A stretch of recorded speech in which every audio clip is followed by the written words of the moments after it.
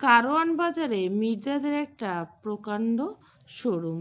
Sanitary আর সিরামিক্সের সেই ঝকঝকে সাম্রাজ্য। সারাদিন হ্যালোজেন বাতি জ্বলে। টাইলসের আর বাথ ফিটিংসের উপর আলোর নাচন দেখে চোখ ধাঁধিয়ে যায়। মাহমুদ সাহেব এককালে সেনাবাহিনী ছিলেন। ব্যবসাটা শুরু করেছিল তার বড় দুই ভাই মিলে। বড় ভাই গত হওয়ার পর মাহতাব মির্জা এই ছোট ছোট পিরিচ আর কলকবজার কারবার আগলে রেখেছিলেন। মির্জাবাড়ির বড় ছেলে মাহিন যখন গ্রাজুয়েশন শেষ করে তখন তার চোখে মুখে ছিল বিসিএস আর সরকারি রঙিন চাকরির রঙিন খোয়ার। জুতোর তলা ক্ষয় করে আর ফাইল হাতে সচিবালয়ের বারান্দা পিএসসি ঘোরাঘুরি করে যখন সোনার হরিণের দেখা মিলল না, তখন তাকে টেনে ধরলেন মণি। তিনি একদিন মাহিনকে ডেকে শান্ত গলায় বলেছিলেন, বাবা মাহিন, তুমি যে এই যে তুমি একটা পদের জন্য হাজার মানুষের ভিড়ে লাইন দাঁড়িয়েছিল, আবার হতাশ হয়ে পড়ছো, এটা আসলে নিজের মেধার অপচয়, সময় নষ্ট করা। শোনো বাবা, একটা কথা বলি, অন্যের অধীনে থেকে সোনার শিকলে পড়া আর নিজের অধীনে থেকে মাটির উপর হাঁটা দুটোর মধ্যে তফাৎ আছে। হ্যাঁ, সরকারি চাকরির নিরাপত্তা আছে, তাই তো সবাই ওদিকে বেশি ঝোঁকে। তবে যে হাত দিয়ে নিতে হয় তার চেয়ে সে হাত দিতে পারে সেই হাতের মর্যাদা বেশি নয়। চাকরি মানে অন্যের হুকুমের দাস হওয়া, আর ব্যবসা মানে নিজের স্বপ্নের মালিক হওয়া। চাকরি অন্ন দেয় আর উদ্যোগ দেয় মানুষের পরিচয়। সর্বোপরি কোনো কাজে ছোট নয় বাবা। নিয়তি ঠিক রেখে করলে আল্লাহ চাইলে সাফল্য একদিন ধরা দেবে। মনে সে সামান্য কথাটা মাহিন মাথায় গেঁথে ফেলে। সে হতাশা ঝেড়ে ফেলে এক রক্ষা জেদ নিয়ে চাচার পাশে ব্যবসায় বসে পড়েন। মাহিন যোগ দেওয়ার পর মির্জা পরিবারের সে ছোট্ট দোকানটা এখন মহিরু হয়ে দাঁড়িয়েছে। কারওয়ান বাজার সেই ঘিঞ্জি গলির পরিচিত দোকানটা এখন চারপাশের কয়েকটা দোকান গিলে বিশাল এক শোরুমের রূপ নিয়েছে। এখন মাসের শেষে মাহিন যখন হিসাব মেলাতে বসে, তখন দেখা যায় তার উপার্জিত অঙ্কটা প্রথম শ্রেণীর সরকারি গেজেটেড অফিসারের বেতনের চেয়ে ঢের বেশি। মির্জাবাড়ির দোতলায় এই ঘরটার প্রভাব একচ্ছত্র সাম্রাজ্য। ঘরটা ততটাই পরিপাটি যে মাঝে মধ্যে মাহিনের মনে হয় ঘরে ঢুকতে বোধহয় মিউজিয়ামের মতো টিকিট কাটতে হবে। বিছানার চাদরে একটা ভাঁজ পড়লে প্রভাব আর কপালে তিনটে ভাঁজ পড়ে।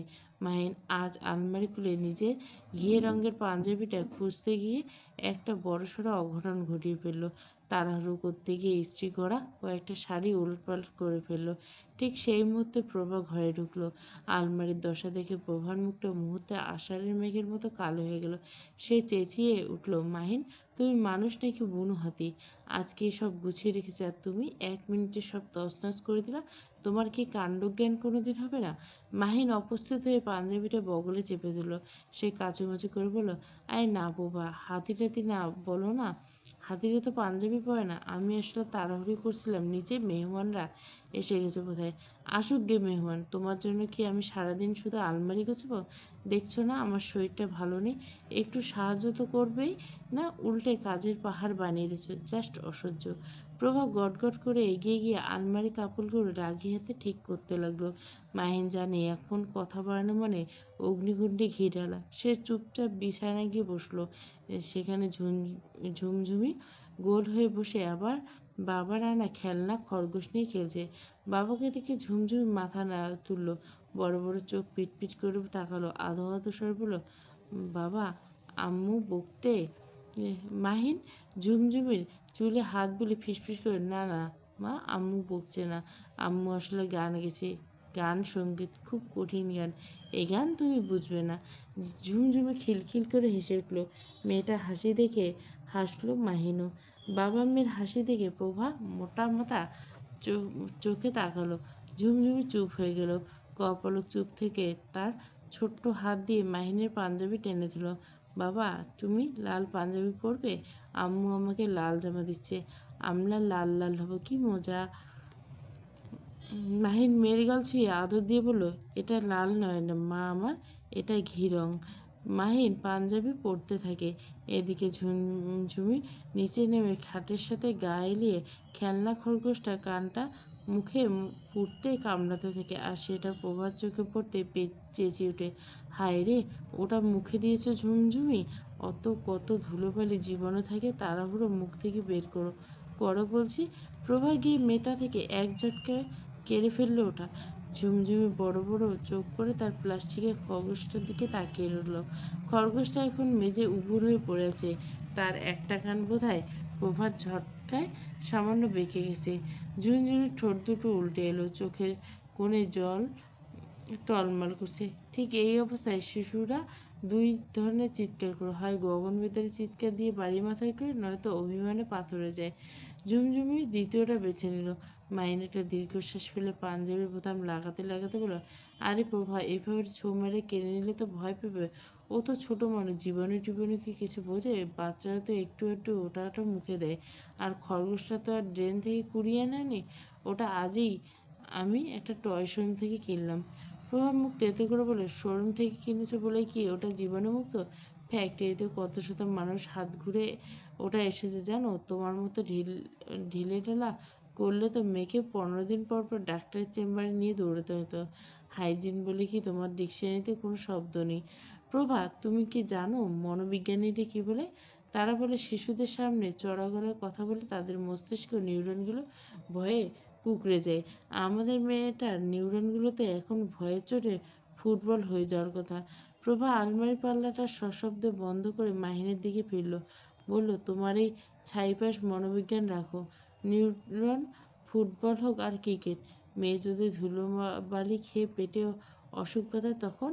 সেই যে আগে ভাগে সতর্ক থাকতে হয় মায়েদের। ঝুমঝুমি ঠোঁট ফুলিয়ে আছে। মাহিন মেয়েকে কোলে তুলে নিল, আদ্র গেল বলে, আমার সোনা আম্মু, কাঁদলে কিন্তু তোমার আম্মু আরও রাগ সঙ্গীত গাইবে। এর চেয়ে চলো আমরা নিচে যাই, তোমার চাচুর আংটি পরানো দেখি। ঝুমঝুমি এবার বাবার কাঁধে মুখ লুকিয়ে ফুপিয়ে ফুপিয়ে পড়ল, তলো আম্মুর লাকি।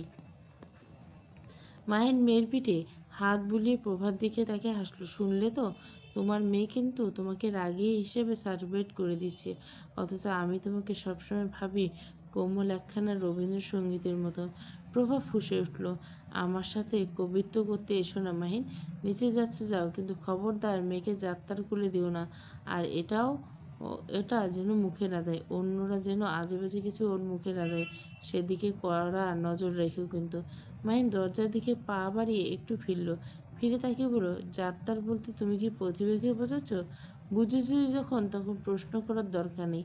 প্রতিভা মিষ্টি একটা মেয়ে, তাকে নিয়ে তোমার সমস্যা কোথায় প্রভা? আর সে তো এখন এই বাড়িরই অংশ, তার কোলে গেলে ঝুনঝুনির জাত যাবে না। প্রভা মুখটা বিকৃত করল, জাতের কথা কে বলছে? রুচির কথা বলছি, অস্পাড়া গায়ের মেয়ে, সেটা কি মেয়েটার গায়ে লেখা আছে? প্রভা তৎক্ষণাৎ বুঝতে না পারলেও কয়েক সেকেন্ডের পর বুঝতে পারল, আর বুঝতে প্রত্যুত্তর বলল, গায়ে লেখা না থাকলে এসেছে তো অস্পারাগে থেকে, হাইজিন সম্পর্কে কী জানে? আর যে মেয়ে বিয়ের আগে হবু শ্বশুরবাড়িতে এসে ডেরা পাতে, তার মধ্যে নিশ্চয় ঘাবলা আছে। কে জানে গ্রাম থেকে কি কেলেঙ্কারি করে এখানে এসে মাথা ঘষে।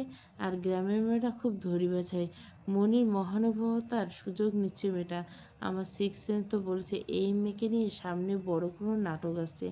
মাহিন এক কান দিয়ে শুনে অপর কান দিয়ে কথাগুলো বের করে দিল যেন। সে ঝুনঝুনির কানে কানে বলল, চলো আম্মু, আমরা নিচে যাই।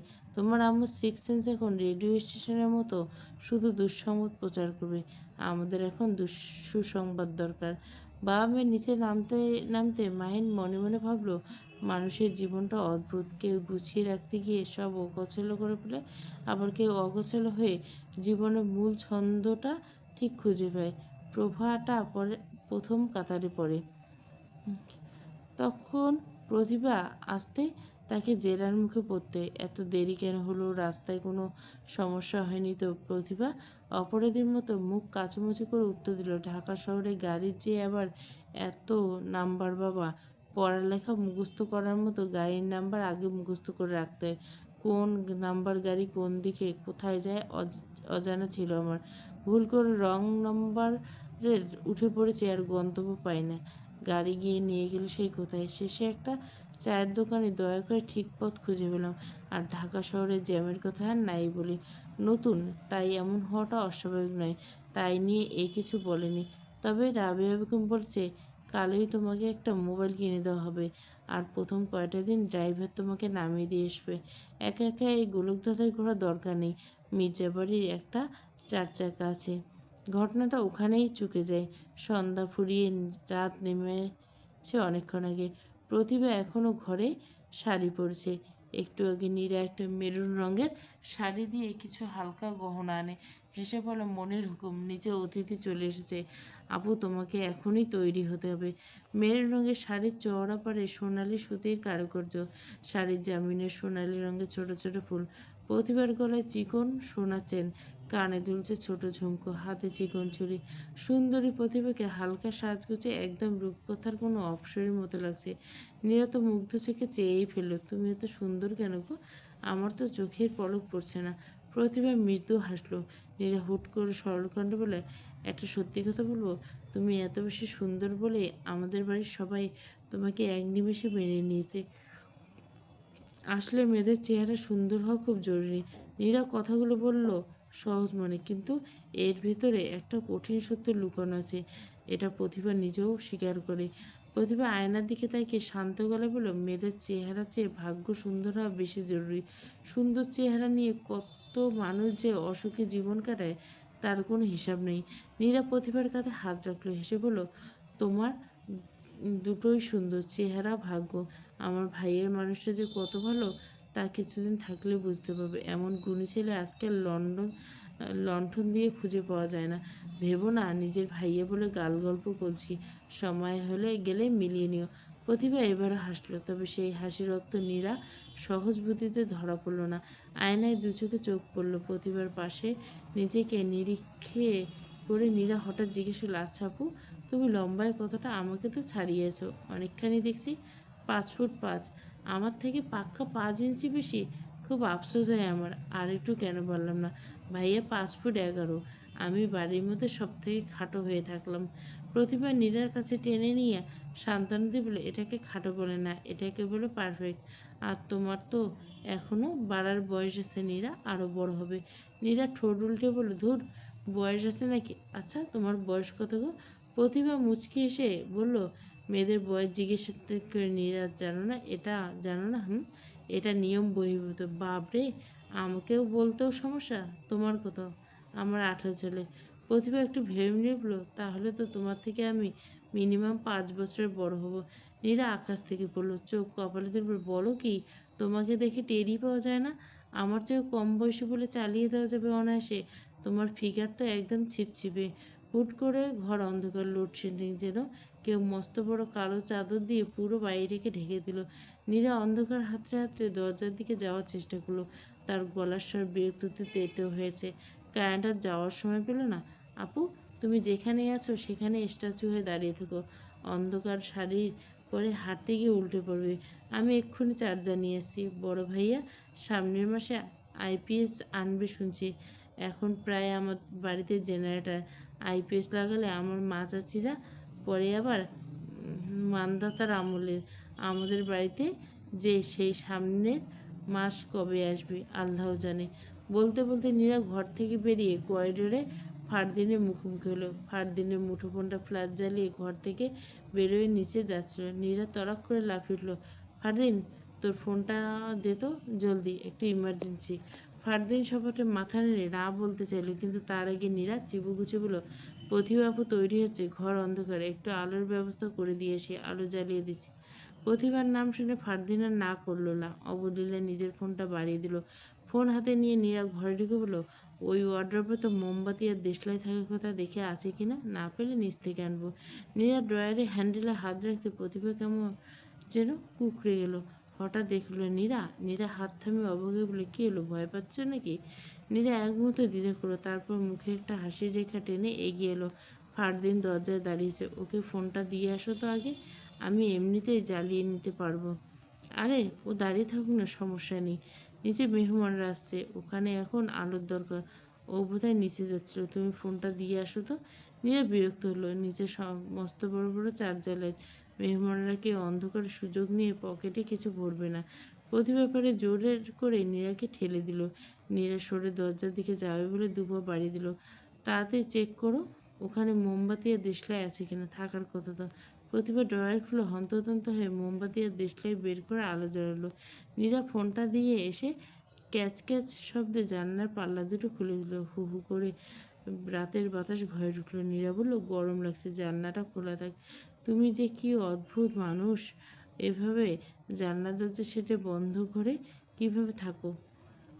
ফ্যানের বাতাস তো বন্ধ করে গরম হয়ে যায়। প্রতিভা ঠোঁট উল্টে বলল, আসলে ওই যে বললাম সর্ষার ক্ষেতের ভূতের গল্প, সেই থেকে আমার ভূতে খুব ভয়। জানলা খোলা থাকলেও মনে হয় ওই বুঝি কেউ উকি দিয়ে ভয় দেখাবে। নীরা খিলখিল করে হেসে উঠল, কিন্তু হাসির রেশ কাটতে তার গলার স্বর একটু শিহরণ খেয়ে গেল। বলল, তোমার ওই সর্ষের ক্ষেতের ভূতের গল্পটা কিন্তু সাংঘাতিক। মাঝরাতে অন্ধকারে, তাও আবার বাইরে সাদা কাপড় পরা কোনো কিছু দেখলে আমি নিঘাত সেখানে পটল টটল তুলে ফেলতাম। তোমার যে শুধু জ্ঞান হারিয়েছিল, এতেই বোঝা যায় কলিজা বড় আছে তোমার। প্রতিভা হাসলো, ভাব নিয়ে একটু টেনে বলল, ইয়েস, আমার কলিজা একটু বড়ই। মিনিট 10-এর মাথায় কারেন্ট চলে এলো। অন্ধকারে রাজত্ব ঘুরিয়ে ঘরে ঘরে জ্বলে উঠল আলো। মির্জা বাড়ির কাছে কিছু আত্মীয় আর প্রতিবেশীদের ভিড়। নাজিবার সারাদিন বাড়িতে ছিল না। সবাই ফিরে এসে গোসল নিয়ে তৈরি হয়ে নিচে নামলো। পরনে অফ হোয়াইট রঙের পাঞ্জাবি, পেশি বইয়ের হাতে আস্তে এসে কনুই পর্যন্ত গুটিয়ে রেখেছে। মাথার চুলগুলো ছোট করে ছাঁটা, এখনো পানি শুকায়নি। তার উজ্জ্বল শ্যামবর্ণের মুখটা একটা স্নিগ্ধ ভাব। বড়দের সঙ্গে খুব নিচু স্বরে কথা বলছে সে। ওদিকে মাহতাব সাহেব নীরকে হুকুম করলো, মা জননী, যাও তো প্রতিভা মাকে একটু নিচে নিয়ে এসো। প্রতিভা যখন সিঁড়ি বেয়ে ধীর পায়ে নিচে নামছিল, ড্রয়িং রুমের ভিড়ের মাঝে নাজিফের চোখের মনে স্থির হয়ে গেল। কথায় বলে না, শাড়িতেই নারী। প্রতিভাকে দেখে মনে হচ্ছে কথাটা ডাহা সত্য। মেরুন রঙের শাড়িতে তাকে যেন কোনো নিপুণ কারিগরের হাতে গড়া প্রতিভার মতো দেখাচ্ছে। ফর্সা গায়ে আগুন আভা লেগেছে যেন। মাহতাব সাহেব নিজে দাঁড়িয়ে আত্মীয় স্বজনদের সঙ্গে প্রতিভার পরিচয় করে দিলেন। প্রতিভা দৃষ্টি নিচু করে লাজুকলতা হয়ে খুব মৃদু গলায় সালাম দিল। মাহিন অতিথিদের সামলাতে ব্যস্ত। প্রভা এখনো নিচে নামেনি। সেই সুযোগে এদিক ওদিক টোটো করে ঘুরছিল ছোট্ট ঝুমঝুমি। বাবু মামা কিছুক্ষণ আগে এসেছেন। সোফায় গা এলিয়ে তিনি বসেছেন। ঝুমঝুমি সোফার পাশে গিয়ে দাঁড়ালো। বাবু মার চোখের মনি নারী বলে, কি সোনামণি, খেলছো? ঝুমঝুমি নাক মুখ কুচকে বলল, তুমি? বাবু মা একগাল হেসে ঝুমঝুমির গাল টিপে দিল। ভাব নিয়ে বলল, হাই কিউটি, আমি বাবু, সম্পর্কে হই তোমার নানু। ঝুমঝুমি নাক মুখ কুচকে কঠিন এক সমস্যা উত্থাপন করলো। সে থমথমে বলল, তুমি বাবু? আমি বাবু? তুমি থাবাই আমাকে বাবু বয়ে, তুমি বাবু কেন? বাবু মা হকচকে গেল। পিচ্চি মেয়ের লজিক ফেলে দেওয়ার মতো না। তিনি কিছু বলতে যাচ্ছিল, তার আগে ঝুমঝুম গোল গোল চোখ গিয়ে স্থির হলো বাবু মামার মেদবহুল ভুঁড়ির দিকে। বাবু মামার ভূমিটি বেশ রাজকীয়। ঝুমঝুমে হঠাৎ তার ছোট্ট তর্জনী তাক করে সে ভুঁড়ির দিকে গেল। আধো আধো গেল বলো, তোমার পেটে বেবি আছে? আমার আম্মুর পেটে বেবি আছে। আমার থামে কোলতে আসবে? বাবা ববে। বাবু মত বনে গেল। কিছু বলার আগে ঝুমঝুমি জিজ্ঞাসা দৃষ্টিতে চেয়ে আবার শুধল, তোমার বেবি কাথায় খেলবে? বাবু অসহায় দৃষ্টিতে নিজের বুড়িখানার দিকে তাকালেন। ওদিকে বাতাসে মুখ চেপে ধরে কুটি কুটি হচ্ছে। জয়নাপাড়া উপাস থেকে এদিকে আস্তে আস্তে গালের পান উপাস থেকে ওপাশের রসে চুন চেষে বললেন উপদেশ, পিচ্চি মেয়ে কথাটা ভুল করে নেই রে বাপু। যা একখানা জবরদস্ত ভুঁড়ি বানিয়েছ, দেশে 10 মাসের পথই লাগে। শোনো, একটা কাম করবো, সকাল বিকেল হাঁটবা। প্রতিভা এখানে ছিল, এতক্ষণ ঠোঁট টিপে হাসছিল আর ঝুনঝুনির কথা শুনছিল। এবারে মুখ খুলে, হাঁটলেই যদি ওজন কমতো নানু, তাহলে আমার মনে হয় সবার আগে হাতির ওজন কমতো, কারণ হাতি তো সারাদিনই হাঁটে। জয়নাবারা মুখ খুলে উত্তর দিলেন। তার আগে প্রতিভা বলল, হাঁটার পাশাপাশি বাবু মামার মুখের রুচিটাও একটু কমানো উচিত। প্রতিবার এই কথাটা জয়নাবারা আবার মনে ধরল। মিছে কথা কিছু বলনি, এই লোকের খাওয়া তো দেখেছেন। তাই মাথা নেড়ে সহমত পোষণ করলো। তোমার এই কথাটার লগে আমি একমত, নাতবো। প্রতিভা একটু চমকালো। নাতবো সম্বোধন শুনে, আরে এখনো তো বিয়ে হয়নি, হবু অবধি ঠিক ছিল, তাই বলে সরাসরি নাতবো বানিয়ে ফেলল। ওদিক থেকে নীরা এক ফুপু হাঁক ছেড়ে ডাকলেন, ও নীরা, এক গ্লাস পানি দিয়ে যায় তো মা। বাবু মামার কল আসায় উঠে বাইরে গেলেন। ঝুমঝুমি ঝুমঝুম করে ঘুরছে। প্রতিভা হুট করে বাচ্চা মেয়েটার কাছে গিয়ে কোলে তুললো ঝট করে। ঝুমঝুমি গোল গোল চোখে বিস্ময়। প্রতিভা ঝুমঝুমির কপালে নিজের কপাল থেকে আদরে বলল, আম্মু তুমি কি করছো? হ্যাঁ। ঝুমঝুমি মাথা দিল, বলল, আমি আম্মু না, আমি ধুমধুমি। প্রতিভা ঠোঁটে অকৃত্রিম এক টুকরো হেসে বলল। সে ঝুমঝুমির নাক ঘষে বলল, না, তুমি আমার আম্মুই। ঝুমঝুমি নাক গাল ফুলিয়ে সাপ জানিয়ে দিল, আবার আমার আম্মু? থুতু, আলকায়ও না। প্রতিভা হাসিটা আরো চওড়া করলো। এদিকে অদূর থেকে নাজিবের দৃষ্টি কেউ পড়ছে প্রতিভার মেয়েদের মসৃণ উদম কোমরের দিকে। ঝুমঝুমকে কোলে নিয়ে তার শাড়ির আঁচলটা একটু বেশি সরে গেছে। মেয়েদিন পেটে খানিকটা অংশ উকি দিচ্ছে। নাজিব অস্বস্তিতে পড়লো, দৃষ্টি সরিয়ে নেওয়ার চেষ্টা করলো, কিন্তু মানুষের চোখ বড়ই অভদ্র। যা দেখা মানা সে বারবার দেখতে চায়। আবার অন্য অন্য লোকজনও আছে। কেন জানি নাজিবের একটু রাগিয়ে রাখলো। সে তস্ত্র এগিয়ে এলো, প্রতিভার সামনে এসে দাঁড়ালো। প্রতিভা কিঞ্চিত বিস্ময় নিয়ে তাকালো। ঝুমঝুমি তুলতুলে গেলে আলতো করে চিমটি কেটে প্রতিভাকে একটা ইশারা করার চেষ্টা করলো নাজিব। প্রতিভা বুঝতে পারল না। সে বড় বড় চোখ করে নাজিবের দিকে তাকালো। নাজিব নিজের গলার কাছে একবার হাত বুলালো। তার মধ্যে এক ধরনের দ্বিধা কাজ করছে। সে কথা বলতে গিয়েও কথা খুঁজে পাচ্ছিল না। শেষমেশ খুব নিচু গলায় বলল, আপনার কাপড়টা বোধহয় একটু অবাধ্য হয়ে পড়ছে, সামলে নিন জন্যে। নাজিবের কথাটা শ্রবণেন্দ্রিয় পার হয়ে মগজে পৌঁছাতে প্রতিবার বেশ কয়েক সেকেন্ড সময় লাগলো। যখন বুঝতে পারল নাজিব কী বোঝাতে চাইছে, তখন মুহূর্তে তার ফর্সা মুখটা পাক্কা ডালিমের মতো টকটকে লাল হয়ে ওঠে লজ্জায়। এক ঝটকায় বাম হাত দিয়ে শাড়ির আঁচলটা টেনে নিজেকে সামলে নিল। বুকের ভেতরে তখন কামারশালা হাঁপুড়ের মতো ওঠানামা করছে প্রতিবার। নিজেকে কিছুটা গুছিয়ে নিয়ে নাজিবের দিকে আর চোখে তাকালো। নাজিবের চোখে মুখে কোনো ভাবান্তর নেই, যেন সে আকাশে মেঘ দেখার মতো খুব সাধারণ কিছু দেখে ফেলছে। প্রতিভার ভেতরে তখন একরাশ অস্বস্তি আর রাগ দলা পাকিয়ে উঠল। সে মনে মনে বলল, মেজর সাহেব নজর তো দেখছি খুব একটা সুবিধার না। এত মানুষের ভিড়ে তার চোখ এদিকে আটকে গেল। মানুষ তো না জহুরি, নাকি লুচ্চগিরি। নাজিব একটু ঝুঁকে ঝুমঝুমির নরম তুলতুলে গালে হাত ছোঁয়ালো। ঝুমঝুমে আহ্লাদে আটখানা হাত বাড়ি বলল, তাতু দেবো। নাজিব অবলীলে ঝুমঝুমিকে করে নিল। বাচ্চার দিকে তাকিয়ে সে প্রতিভার উদ্দেশ্যে খুব নিচু স্বরে বলল, জানো ঝুমঝুমি, ঘরের দরজা যেমন বন্ধ রাখতে হয়, তেমনি কিছু কিছু জিনিসের বাঁধন করা হতে হয়। সামান্য ঢিলেমি হলে বড়ই মুশকিল। যে কেউ তখন ঘরের ভিতরে উকি দেওয়ার সুযোগ পেয়ে যাবে। কি বলো তুমি? ঝুমঝুমি গোল গোল করে তাকিয়ে রইল। সে কিছুই বুঝলো না। প্রতিভা স্পষ্ট বুঝতে পারল নাজিব তাকেই কথাগুলো শোনাচ্ছে। লোকটার কথা বলার ভঙ্গি কি বিচিত্র। সরাসরি কিছু বলছে না, অথচ কথাগুলো তীরের মতো বিচ্ছে। প্রতিভা গলা পরিষ্কার করে একটু ঝাঁঝালো স্বরে বলল, ঘরের দরজা কি মানুষ সবসময় ইচ্ছে করে খোলা রাখে? হঠাৎ আসা দমকা হাওয়া মাঝে মাঝে ওটা আপনা আপনি খুলে যায়, যেখানে কাউকে সুযোগ করে দেওয়ার কোনো উদ্দেশ্য থাকে না। এখন এই খোলা দরজার সুযোগ যদি সদ্ব্যবহার করতে চায়, তবে তাতে ঘরের মালিকের কী দোষ? নাজিবের ঠোঁটের কোণে হাসি ফুটল। সে হাসি আড়াল করে মজার ছেলে বলল, দমকা হওয়ার উপর দায় চাপিয়ে দিয়ে লাভ নেই প্রতিভা। যে সতর্ক থাকে সে বাতাসের পূর্বাভাস আগেভাগে বুঝতে পারে, আর বুদ্ধিমান মানুষ পাল্লায় খিল এঁটে রাখে।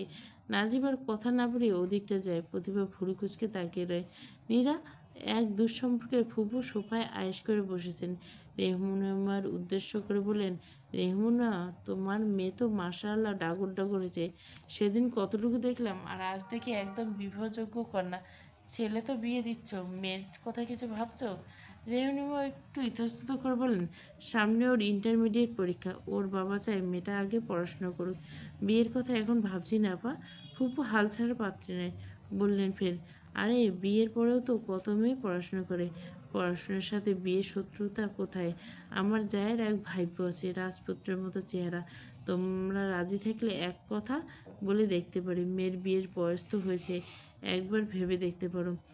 এদের কথা শুনে খানিকটা দূরে দাঁড়িয়ে থেকে ফারদিন হুট করে ট্যাপা বাঁধে নীরার দিকে তাকালো। বড় করুণ গলে বলল, কি বিচিত্র দুনিয়া নীরা। তুই আমার চেয়ে 2 বছর ছোট। তোকে দেখে সবার মনে হচ্ছে তোর বিয়ের বয়স হয়েছে, অথচ তোর পাশে আমি পাহাড় সমান দাঁড়িয়েছি। আমাকে দেখে কেউ একবারও বলল না ফারদিন, তোমার বিয়ের বয়স হয়েছে। নীরা চোখ কুঁচকালো। ফারদিন নাটকীয় ঢঙ্গে আবার বলল, বিয়ের বাজারে কি ছেলেদের বয়সের কোনো দাম নেই?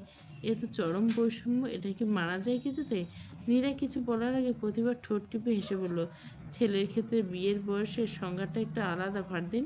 সমাজ তাদের দেখলে বলে না যে বিয়ের বয়স হয়েছে, সমাজ ছেলেদের দেখলে এখন ইনকাম করার বয়স হয়েছে। ছেলেদের কাছে বিয়ের আগে চেয়ে রুজি রোজগার বয়সটা আগে। ওটা না আসা পর্যন্ত ছেলেদের কপালে বিয়ের ফুল ফোটে না, বুঝলে? প্রতিবার কথা শুনে ফারদিন কিছুক্ষণ হাঁ করে তাকিয়ে রইল। তারপর একটা দীর্ঘশ্বাস পেলে কণ্ঠে কৌতুক মিশে বলল, দারুণ বলেছ হবু ভাবি। তার মানে আমার বিয়ের ফুল নয়, সবে ইনকামের কাঁটা ফুটছে। যা বুঝলাম, সমাজ আমাদের শুধু ইনকাম করার মেশিন মনে করে আর কি। ভিড়ের এক কোণে রবিউল ইসলাম দাঁড়িয়েছেন। বেশ বিনীত ও ভদ্র স্বভাবের ছেলে। ছেলেটা এতই ভদ্র যে মশা কামড়ালে বোধহয় সে মশার অনুমতি ছাড়া চড় মারবে না এমন। ইস্ত্রি করা শার্টের বোতামে একদম গলা পর্যন্ত আটকানো। এই গরমে তার কপালে ঘাম নেই, বরং এক ধরনের শীতল ভাব আছে। মাহতাব মির্জা তাকে দেখে একটু অবাক হলেন। এগিয়ে শুধলেন, কী খবর রবি? তোমার আব্বা তো এলেন না দেখছি। রবিউল নিচু স্বরে উত্তর দিল, জি কাকা, আব্বা বড়পুকুর বাড়ি গেছেন, ফিরতে দেরি হবে দেখে আম্মা বললেন খালি বাড়ি রাখা ঠিক হবে না, আবার না গেলে খারাপ দেখায়, তাই আমাকে পাঠালেন। বেশ করেছো, আমাদের বাড়ির অনুষ্ঠান, তোমার না এলে কি চলে? যাও ওদিকে বসো। রবিউল বসার জায়গা খুঁজছে এমন সময় নীরা হুট করে পদ আটকে দাঁড়ালো। দুই হাত সামনে আড়াআড়ি করে ধরে ঘাটটা একটু বাঁকিয়ে বলল নীরা, বাবরে, আজ দেখছি আমাদের ড্রয়িং রুমের রবি মামার উদয় হয়েছে। তা মামা, উদয় হতে এত দেরি হলো কেন? বিকেল তো অনেক আগে ফুরিয়ে গেছে। রবিউল চশমাটা নাকের উপর কয়েকবার ওঠানামা করলো। বড় করুণ বলল, নীরা, তুমি আমাকে কেন শুধু শুধু মামা বলে ডাকো? সম্পর্কে আমি তোমার ভাই হই। তোমার বাবা আর আমার আব্বা দুঃসম্পর্কে চাচাতো ভাই। সে হিসেবে আমি তোমার আপন ভাই না হলেও তো ভাই তো বটে। নীরা চোখ বড় বড় করে অবাক হওয়ার ভান করলো। আরে, আমি কি আপনাকে আমার মায়ের ভাই বানিয়েছি? কখনো না। সপাটে দুপাশে মাথা বাড়ি মেরে বলল নীরা। আরও বলল, আমি তো রাখছি প্রাকৃতিক নিয়মে। পৃথিবীতে চাঁদ ও সূর্য, এই দুটোর সাথে তো মামার পেটে নাচ করা। তাই কি চাঁদ মামা সূর্য মামা বলে না? আমি বলি, আমার বাবাও বলছে, আমার দাদুরা বলছে, আর তার দাদুরা বলছে, তার দাদুরা, এভাবে জগৎবাসী বলে আসছে সূর্য মামাকে। তাই ভেবেও বললাম, কারণ সূর্যের আরেক নাম তো রবি। এখন আপনি যদি সূর্য হয়ে আকাশে না ওঠেন, আমাদের ড্রয়িং রুমে উঠে বসে থাকেন, তবে আমি কি করব? রবিউল হতভম্ব হয়ে তাকিয়ে রইলেন। নীরা ঠোঁট টিপে হেসে আবারও বললেন, আর শুনুন রবি ভাই, সূর্য যখন দুপুরে কড়াতে যায় তখন থেকে মামা বলতে ভয় লাগে, কিন্তু আপনি যখন এমন কাচুমাচু হয়ে দাঁড়িয়ে থাকেন তখন আপনাকে ঠিক বিকেলে মিঠে রোদের মতো লাগে। তখন একদম মামা ভাব চলে আসে। আমি কি খুব ভুল কিছু বলছি? রবিউল মিনমিন করে উত্তর দিল, সূর্য তো আকাশে থাকে নীরা, আমি তো রক্ত মাংসের মানুষ, তাই ভুল বলছো। নীরা খিলখিল করে হেসে উঠল। কোনো মতে হাসি থামিয়ে বলল, আকাশে থাকে বলে তো রক্ষে। সূর্য যদি ড্রয়িং রুমের সোফায় এসে বসে তবে তো এসি চালিয়েও কাজ হবে না, সব পুরো ছাই হয়ে যাবে। তবে আপনাকে দেখে মনে হচ্ছে আপনি বেশ ঠান্ডা মেজাজের সূর্য। মেঘলা দিনেও রবি তেজ তেজ নেই, শুধু আলো দেওয়ার চেষ্টা করছেন। রবিউল কী উত্তর দেবে খুঁজে পেলেন না। সে এবার ঘামতে শুরু করলেন। পকেট হাতে রুমাল বের করে কপাল মুছতে মুছতে ভাবল, পৃথিবীর অনেক ধরনের বিপদ আছে। কেউ বাঘের মুখে পড়ে, কেউ সাপের সামনে পড়ে, আবার সে পড়েছে এক ভয়ঙ্কর যুক্তিবাদী ফাজিল মেয়েটার সামনে। বাঘের হাত থেকে বাঁচার পথ থাকলেও নীরার এই মামার লজিক থেকে বাঁচার কোনো পথ নেই রবিউল। সে বাপু ভদ্র মানুষ, এই ভদ্রতা বজায় রেখে পাশ কাটি উল্টো হাতা ধরে এক কোণে গিয়ে ফের দাঁড়ালো। এদিকে মুখ চেপে ধরল নীরা। হেসে গড়াগড়ি খাওয়া অবস্থা। নিচে আত্মীয় স্বজন পরিবারের সবাই মিলে একটা গমগমে ভাব বিরাজমান। হুইল চেয়ারে বসে আছেন মাহমুদ মির্জা, গায়ে ধবধবে সাদা পাঞ্জাবি আর চোখে মোটা ফ্রেমের চশমা। এই মানুষটা একসময় দাপুটে সেনাসৈন্য ছিল। বহু বহু 25-এর আগে পার্বত্য চট্টগ্রামে এক বিশেষ অভিযানে যাওয়ার পথে পাহাড়ি খাদে পড়ে যায় তার জিপটি। 4 জন সঙ্গীর মধ্যে 2 জন স্পটডেড, আর মাহমুদ মির্জা ফিরে এলেন পঙ্গুত্ব নিয়ে। সেই দোতলা থেকে কোণার ঘর আর স্তূপ করা বই হলে এই তার জগৎ। সে পায়ে একসময় বুট জুতো মশমশ করতো, সেই পা দুটো এখন নিথর। আজ নাজিফের আংটি বদল বলে অনেক সাধ্য সাধনা করে তাকে নিচে নামানো হয়েছে, নইলে সারাক্ষণ ঘরে কাটান তিনি। ঘরের বাইরে গন্ধ আর জানলার বাইরে শিউলি গাছটা তার সেরা বন্ধু। মাহতাব মির্জা গলা পরিষ্কার করে অতিথির উদ্দেশ্যে বলেন, আপনারা কষ্ট করে সবাই এসেছেন, এতেই আমি খুশি। যার যার ব্যস্ততার মাঝে সময় বের করা আসলে খুব একটা সহজ নেই। আপনারা পেরেছেন, আমি সত্যি কৃতজ্ঞ।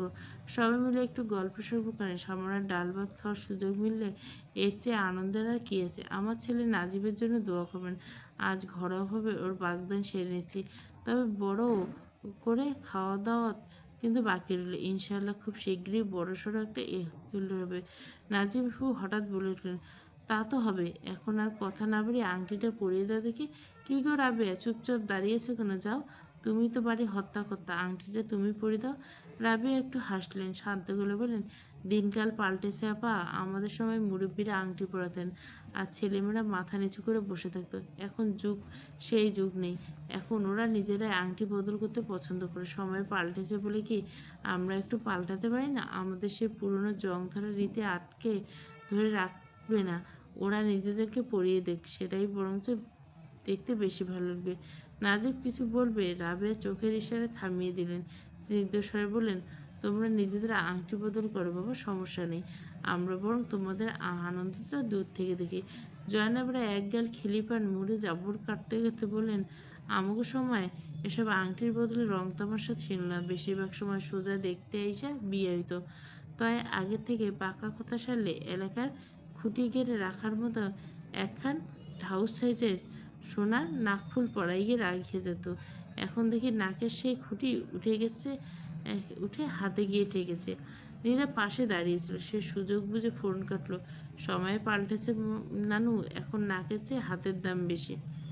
জয়নাবারা মুখ ভটকালেন, পরপর ভুরু কুচকে প্রতিভার দিকে তাকিয়ে বলেন, কি গো নাথ বউ, তোমার নাকে তো দেখছি কুমারী নদীর মতো একেবারে নিস্তরঙ্গ। কোনো ফুটু টুটু নাই কেন? গায়ে মেয়েরা তো প্যান্ট পরার বয়সে নাক কান ফুরা করে। তুমি কি করছো? প্রতিভা একটু নিচু করে হাসলো, তারপর মুখটা করুণ করে বলল, নাক কান ফোরানোর ইতিহাস আমার বেশ বিয়োগন্ত নানু। এক কান ফুরিয়ে আমি যে চিৎকার দিয়েছিলাম তাতে পাড়ার সব কাক উড়িয়ে দিছিল। এরপর 1 মাস পর অন্য কান ফোরানোর জন্য কোরবানির গরুর মতো 5 জন মিলে আমাকে ঝাপটে তুলল। তারপর করিমের মা দ্বিতীয় কান ফোরানোর প্রজেক্ট সাকসেস হয়। তখন আমি মনে মনে প্রতিজ্ঞা করলাম, নিজের শরীরের উপর আর কোনো খনন কাজ করতে দেব না। যে পরিমাণ ব্যথা পেয়েছি তাতে নাক ফুরাতে গেলে আমি হার্ট ফেল করতাম। জয়নাপাড়া পানের পিক ফেলার জন্য জানলার দিকে ঝুঁকিলেন, বিরস মুখে বললেন, ঢং! এখনকার মেয়েদের ব্যথার বহর দেখে পিত্তেই জ্বলে ওঠে। আমরা তো নিজেরাই সুই দিয়ে কান ফুটো করতাম, আর এরা হলে চিনির পুতুল। একটু টোকা দিল গায়ে গললেই লাগে। নাজিব আর প্রতিভা মুখোমুখি দাঁড়িয়ে, ঘর ভর্তি মানুষ, অথচ কি আশ্চর্য নীরবতা। মাথার উপর ফ্যান ঘুরছে শাঁসা শব্দে। সেই শব্দের ভিতরে প্রতিভা নিঃশ্বাসের শব্দ পাওয়া যাচ্ছে। মেয়েটা একদম জড়সড় হয়ে আছে। একটু আগে সে স্বাভাবিক ছিল, অথচ এখন মনে হচ্ছে তার কপালে বিন্দু বিন্দু ঘাম ঝরছে। নীরা কয়েক হাত দূরে দাঁড়িয়ে নাজিবের ফোনটা নিয়ে ভিডিও করছে। তার চোখে মুখে উত্তেজনা। ওদিকে ফারদিন তার দামি ক্যামেরা নিয়ে রেডি। নাজিব আর চোখে একবার প্রতিভাকে দেখলো, তারপর খুব নির্লিপ্ত ভঙ্গিতে প্রতিভার প্যাকেট থেকে মখমলে একটা ছোট্ট বাক্স বের করলো। ভেতরে ঝকঝকে একটা স্বর্ণের আংটি। নকশাটা বেশ সুন্দর, ছিমছাম।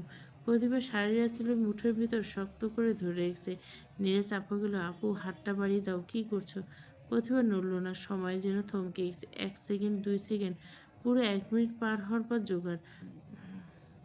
রাবেয়া নরম স্বরে বলল, প্রতিভা মা। প্রতিভা একটা দীর্ঘশ্বাস পেল, তারপর খুব ধীর লয়ে নিজের ডান হাতটা একটু উপরে তুলে ধরল। ঠিক সেই মুহূর্তে নাজিব আচানক প্রতিভার হাতটা ধরল। প্রতিভার হাত বরফের মতো হিমশীতল। সেই হিমশীতলতে নাজিবের আঙ্গুলের উষ্ণতা লাগতে প্রতিভা ঈষৎ কেঁপে উঠল। নাজিব শান্ত গলায় বলল, কি মিস কাশফিয়া নূর প্রতিভা?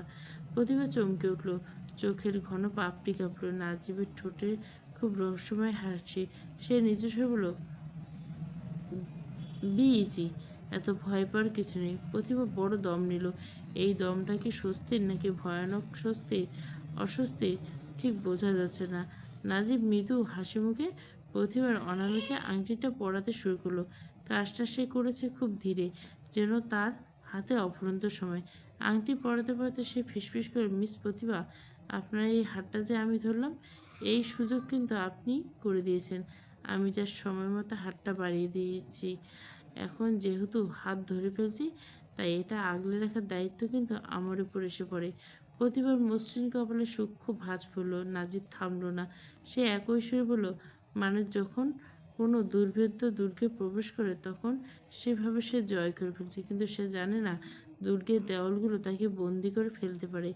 জীবনে যেমন পরিস্থিতি আসুক না কেন, মেঘ জমুক কিন্তু আকাশ ভেঙে বৃষ্টি নামুক, এই হাতটা ছাড়ার প্রশ্নই আসে না। এমনকি আপনি নিজে ছাড়িয়ে নিতে চাইলেও না, মনে থাকবে। প্রতিবার কপালে ভাঁজগুলো এবার আরও স্পষ্ট হলো। গলা শুকিয়ে আসলো। এর মধ্যে বাবু মামা এগিয়ে গেলেন। প্রতিবার হাতে হালকা স্বর্ণের আংটি দিয়ে বললেন, নাজিব বাবার হাত বাড়িয়ে আছে, এবার তোমার পালা মা। প্রতিভা এদিক ওদিক তাকলো। কোনো কথা না বাড়িয়ে কলের পুতুলের মতো আংটিটা নাজিবের আঙুলে পরিয়ে দিল। নাজিবের ফুপুর গলার স্বর কিছুটা চড়া। তিনি প্রতিভার বাহু ধরে টেনে মাহতাব মির্জার সামনে দাঁড় করেন। ভুরু কুচকে বলেন, আদব কায়দা কি একদমই শেখেনি? শুভ কাজ বড়দের সামনে সালাম করতে তার জ্ঞানটুকু কি নেই? নাও তোমার হবু শ্বশুরকে সালাম বানাও। প্রতিভা বাথরুমের মতো মাথা নিচু করে সালাম করতে যাচ্ছিল। মাহতাব মির্জা হাত বাড়িয়ে তাকে থামিয়ে দিলেন। তার মুখে এক চিলতে অমায়িক হাসি। তিনি নরম করে শুধু, থাক মা থাক, পায়ে হাত দিয়ে সালাম করতে হবে না, মন থেকে তোমার জন্য অনেক দোয়া রইল। প্রতিভা মিষ্টি করে হাসার চেষ্টা করলো। মাহতাব মির্জা হুইল চেয়ারে বসা ছোট্ট ভাইয়ের দিকে ইশারা করলেন। মাহমুদ মির্জা চুপচাপ বসেছেন, তার চোখে মুখে এক ধরনের উদাসীনতা। মাহতাব মির্জা বললেন, মাহমুদ তো একেবারে অসুস্থ, তারপরে একেবারে ঘর থেকে বের করতে চাইলে বের হয় না। তোমাদের আলাপ হয়েছে কিনা জানি না, আজ যখন সামনে এসে যাও, ওর কাছ থেকে একটু দোহা নিয়ে এসো। মুহূর্তে প্রতিভার মুখের হাসিটা কর্পূরের মতো উড়ে গেল। ফর্সা মুখটা থতমত হয়ে গেল। লোকটার মুখোমুখি সত্যি হয়নি সে, আর এখনো এখানে আজ এসেছে, তবে না দেখার মতো। ফুবু প্রতিভাকে প্রায় ঠেলে মাহমুদ মির্জার সামনে নিয়ে গেলেন। উৎসাহী গেল বললেন, মাহমুদ, নাজিবের হবু বউয়ের মুখটা ভালো করে দেখছিস? না দেখলে দেখ, বলতো নাজিবের সাথে মেয়েটা কেমন মানাবে? মাহমুদ মির্জা তোক চুল তাকালেন। প্রতিভার মাথা নিচু, থুতনি ঠেকে আছে বুকের সাথে। গ্রামের লাজুক মেয়েরা ঠিক যেভাবে দাঁড়ায় সেভাবে দাঁড়িয়েছে। মাহমুদ মির্জা ঠোঁটের কোণে একটুখানি হাসির রেখা টেনে বলল, মাশাআল্লাহ, দারুণ মানাবে। ফুপা হাঁকিয়ে বলল, সালাম করো তোমার ছোট চাচা শ্বশুরকে। প্রতিভা অপ্রস্তুত হলো। ও ভনিতা ছাড়া এবার মুখ তুলে সরাসরি বলল, পারবো না। ফুপু সহ আশেপাশের কজন চমকে উঠল। জয়নাবারা চোখ কপালে। প্রতিভার গায়ে বেয়াদব তকমাটা পরে বসে যাচ্ছিল, কিন্তু ঠিক সেই মুহূর্তে প্রতিভার মুখটা খুব নিরীহ করে ফেলল। পটল চেরা চোখে তাকিয়ে শান্ত গেলে বলল, মক্তবে হুজুর বলেছিল পায়ে হাত দিয়ে সালাম করা ঠিক না, ওটা নাকি বেয়াদব। এভাবে ঝুঁকে কদমবুছি করার নিয়ম মানুষ বানিয়েছে, ধর্মে কোথাও লেখা নেই। জয়নাবাড়া কড়া কিছু বলতে যাচ্ছিল, কিন্তু হুজুরের রেফারেন্স শুনে তিনি দমে গেলেন। খানিকটা গুম মেরে মাথা নেড়ে বললেন, না, মিছা কথা কই না, ঠিকই কইছ। আমি শুনছি হুজুর যখন কইছে তখন নিশ্চয় কোনো কারণ আছে। এদিকে মামুদ সাহেব প্রতিবার চোখ দুটোর দিকে তাকিয়ে পাথরের মতো স্থির হয়ে এসেছে। চশমার মোটা ফ্রেমের আড়ালে তার চোখ দুটো বিস্ময়ে বড় বড় হচ্ছে। কপালে বিন্দু বিন্দু ঘাম জমতে শুরু হলো। ওনার মনে হলো এই চোখ দুটো তিনি চেনেন। এই গভীরতা, এই শান্ত কিন্তু তীক্ষ্ণ চাহনিতে এ এ তো অনেক পুরনো কোনো স্মৃতিকে চাবুক মারা হচ্ছে। মামুর সাহেবের হাত দুটো অবশ হলো। হুইল চেয়ার হাতটা কাঁপতে লাগলো। তিনি অস্ফুট স্বরে কিছু একটা বলতে যাচ্ছিল, কিন্তু গলা দিয়ে শব্দ বেরোলো না। কয়েক সেকেন্ড স্থগিত করে ফেলে নিজের থেকে প্রবোধ করলেন, বোধহয় কাকতালীয় হবে। তার মতো এই মেয়ে কী করে হয়? বাসার ভিড়ভাট্টা কমতে শুরু করলো। অতিথিরা প্রায় বিদায় জানিয়ে নিয়েছেন। বাড়িটা এখন কিছুটা ফাঁকা। প্রভা রান্নাঘরে মেয়ের জন্য দুধ গুলতে ব্যস্ত। তাতে নিপুণ হাতে এক চামচ হরলিক্স মেশাতে মেশাতে নিজের ঘরের দিকে রওনা দিচ্ছিল। ঠিক তখনই ফুপু ডাকলেন, দাঁড়া প্রভা, লোকজনের ভিড়ে তোর তো সাথে কথাই হলো না, শরীরের গতি কেমন রে তোর? প্রভা নির্লিপ্ত গলায় বলল, আছি ভালো। ফুপু এগিয়ে এলেন। গলার স্বর খাঁজকাটা ভেসে ভেসে বলেন, ঝুমঝুমি তো একেবারে ছোট, তা এর মধ্যে আবার বাচ্চা নিয়ে নিলি? মেয়েটা একটু বড় হলে পাতিস।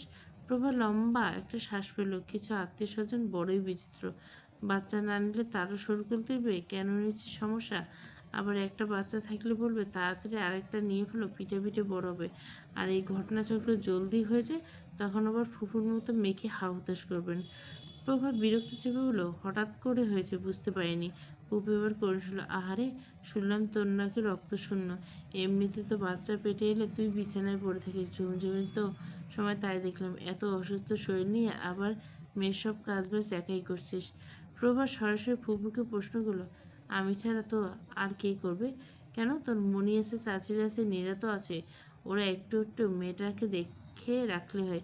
প্রভা ঠোঁটে এক কোণে এক তাচ্ছিল্য রেখে ফুটে সে স্লান হেসে বলল, মায়ের করা আর অন্যদের করা এক হয় না ফুপু। পৃথিবী উল্টে গেলেও এক হবে না। ফুপু কিছু বললেন না। প্রভা শান্ত স্বরে বলেন, আমি ছোটবেলায় যা যা পাইনি, আমি বেঁচে থাকতে আমার সন্তানদের তার সবটুকু দেবো। সন্তানের কাছে মায়ের এই সামান্য অসুস্থতা অতি তুচ্ছ বিষয়। সন্তানের চেয়ে বড় আর কিছুই না। প্রভা থামলো, মুখে ফুটলো তাচ্ছিল্য হাসি। তাচ্ছিল্য হেসে বলল মেয়েটা, অবশ্য সব মা এক ধাঁচে গড়া হয় না ফুপু। কিছু মা স্বার্থপর হয়, যেমন প্রভার মা। কিছু কিছু মা নিজের সুখের জন্য ছোট্ট বাচ্চাকে ফেলে পরপুরুষের হাত ধরে পালিয়ে যায়। সেই সমস্ত মায়েদের উপর প্রভার মনে ঘৃণাখানি, জানো তো ফুপু, বিশাল আকাশের চেয়ে অনেক বেশি। পরদিন সকালবেলা আকাশটা আজ অনেক বেশি স্বচ্ছ।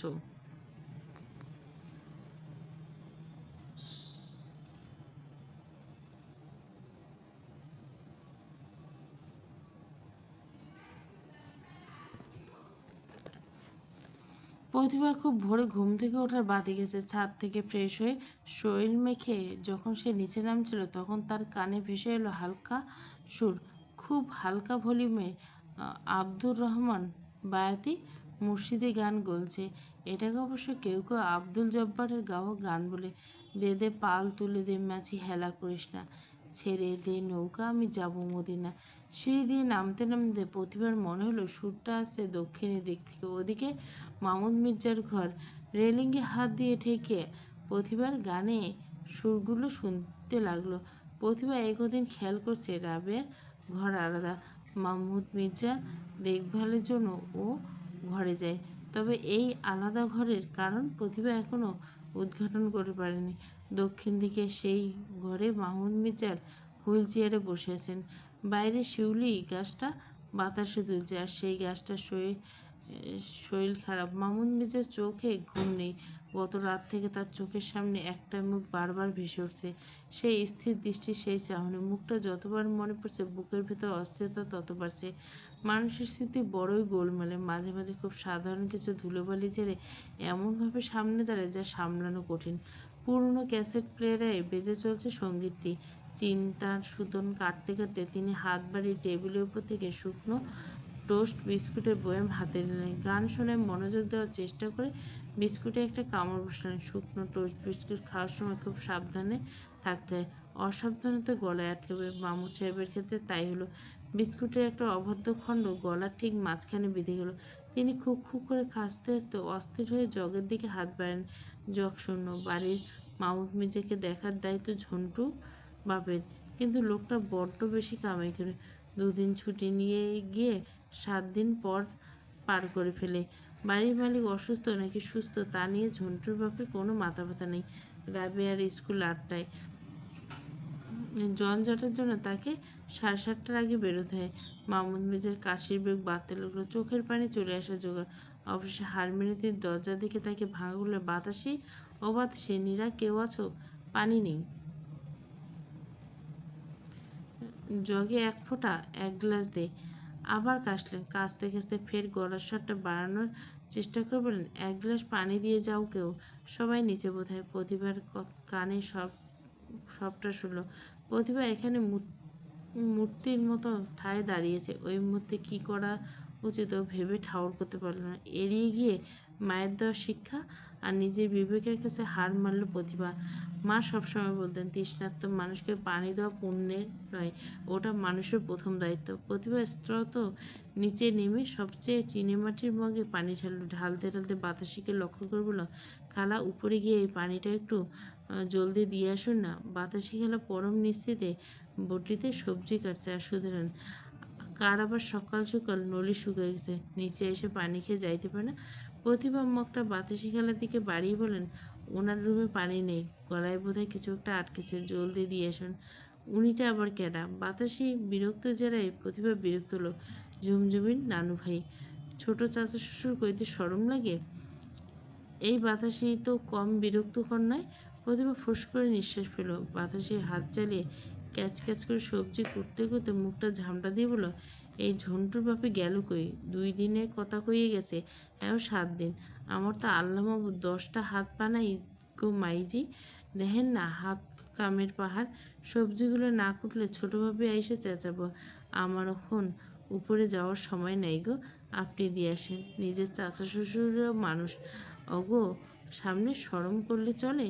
নিজের হবু বউয়ের হাত দিয়ে একটু পানি খেলে মানুষের কলিজা জুড়বে। যান গিয়ে দিয়ে আসেন। বাতাসি খেলার চরম ঘাউড়া। এদিকে সময় যাচ্ছে অকথ্য। কথা না বাড়িয়ে প্রতিভা যেতে নেয়।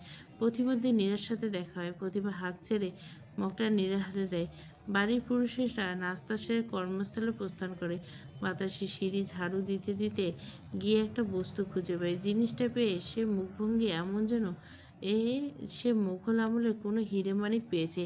এর আগে একবার প্রয়োজনে কিছু কাগজপত্র ডাস্টবিনে ফেলে দিয়ে বেশ বকা খেয়েছে। সেই তো মহৎ সতর্ক। এখন ধুলোবালি মাখা কিছু পেলে সেটা নিরীক্ষণ করে ফেলে। বস্তুটি নিয়ে কপাল কুঁচকে সোফায় প্রভার দিকে এগিয়ে গেল। প্রভা তখন গভীর মনোযোগ দিয়ে টিভিতে রান্নার অনুষ্ঠান দেখতে ব্যস্ত। বাতাসি বলল, প্রভা আম্মা, এটা কি আপনার? প্রভা ভুল কুচকে তাকালো। বাতাসের হাতে একটা এয়ারপড। সে নির্লিপ্ত করল, না আমার না, ফারদিনে হতে পারে। ওকে জিজ্ঞেস করো। ফারদিন সবার শেষে ঘুম থেকে উঠে আয়েশ করে নাস্তা খাচ্ছিল। বাতাসে তার সামনে যেতে সে হাত পা নেড়ে অস্বীকার করলো, আরে না না আমার না। প্রভাবার ফোন কাটলো। নাজিব ভাইকে জিজ্ঞাসা করে দেখতো ওনার হতে পারে।